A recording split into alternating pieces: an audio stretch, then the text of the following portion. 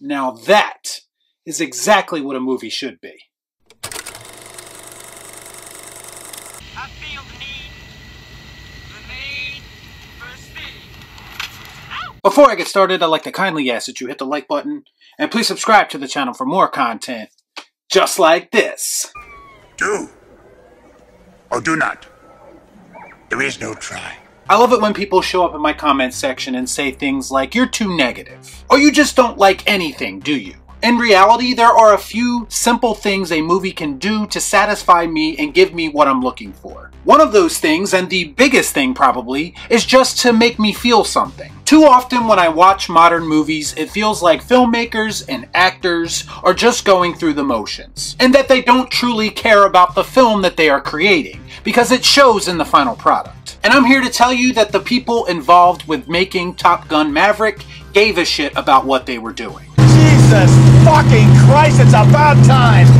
I don't know about anybody else, but my screening for this movie opened up with an introduction from the man, the myth, the legend, Tom Cruise himself, who is beginning to feel like one of the last true movie stars we have left. And he talks about how excited he is to bring the audience an authentic and exciting experience.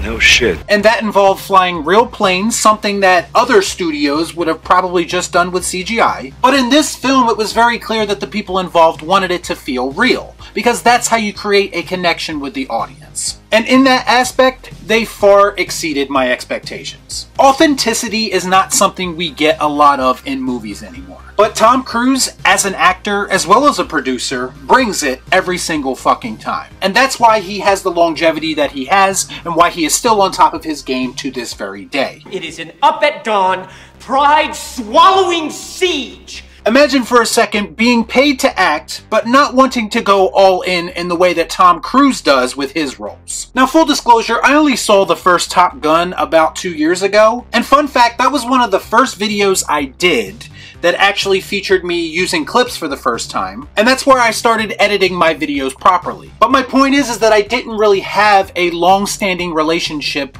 with the first movie the way that other people do. Get the fuck out of here! No, I cannot, it's serious! I've seen it a couple times since then, and I have grown to appreciate it for what it is. And I do understand the connection that some people have with it, and it is kind of a you had to be there scenario. Now, Top Gun Maverick could have been one of these too little too late sequels. And it could have been a situation where the people involved now didn't quite understand how to reintroduce these characters and this world to us in modern times, like we've seen many times before, especially recently. But why?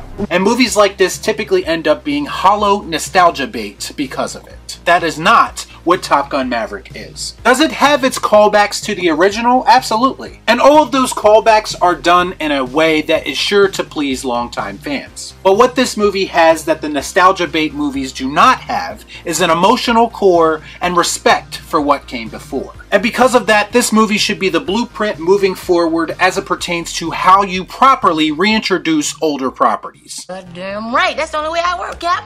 And that involves both pleasing old school fans and also offering something new. And you also have to build on the story that we already have in place in organic and logical ways. Top Gun Maverick does all of those things and does them very well. This movie felt like it was made during a different time. A time when a movie's sole purpose was just to entertain us. Not to lecture you, not to preach to you. Just give me a good time and let me escape for 2.5 hours. That makes sense. I spoke about this movie's emotional core, and I have to be honest, it was actually a lot better done than I was expecting. To the point that it actually had an impact on me, and again, I don't even have a long-standing relationship with these characters. But again, that is what a great movie is supposed to do, make you feel connected even if you have no connection going in. I found myself to be invested in these characters, even the characters that probably should have gotten more screen time than they actually do. Those characters do the most with what they are given, and let me just say, no spoilers, but all the returning characters, the legacy characters, are all treated with the utmost respect as they should be. The story involves Maverick, of course, who is still being his rebellious self. and he is sent back to his roots at the Top Gun school to train a new crop of hotshot pilots. He's training them for a dangerous mission that would be impossible for anyone who doesn't have the skills that Maverick has. I did notice they brought a little bit of that Mission Impossible energy to Top Gun this time around with the whole mission, and I have to be honest, I appreciated it, and I was all in on it from the start. I like it a lot.